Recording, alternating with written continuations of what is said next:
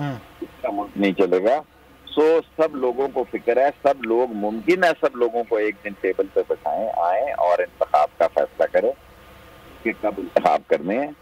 और अब early election के अलावा इस मुल्क को आगे ले जाने में बड़े मसाइल होंगे सब लोगों के। फौज भी हमारी है, एस्टेब्लिशमेंट भी हमारी है, अजीम अदारे हैं, रोज जान की कुर्बानियां देते हैं।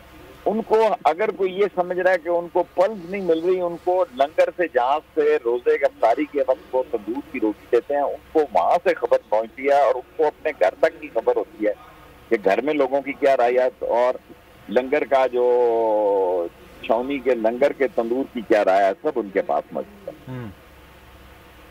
अच्छा शेख साहब, एक बार आज आपके जो साबिक आप जिस पोजीशन पे थे, इस वक्त जो है राणा साहब इस वक्त वजीर दाखिला, इन्होंने आज कहा है कि वो नवाज शरीफ साहब के खिलाफ जो मुकदमात हैं वो गलत हुए थे, वो वापस हो रहे हैं और वो तशरीफ ला रहे हैं। ये अब तो कोई भी आ जाए जी, हालात ही बदल मेरे भाई, मैं दिल से कह रहा हूँ, उन्होंने वहां पैनाडोल भी नहीं खाई। अब सारी दवाइयां और सारियां इलाज कराएं ना कराएं आ जाए।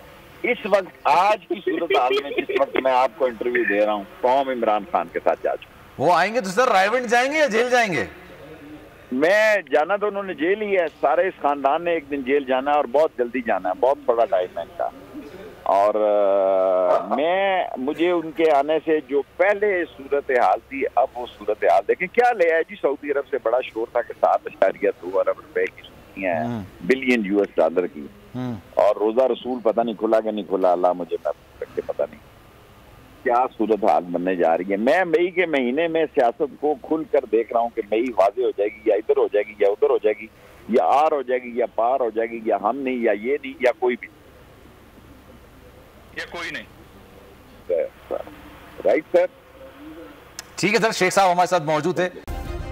सब्सक्राइब करें और बेल दबाएं ताकि कोई खबर रह न जाए।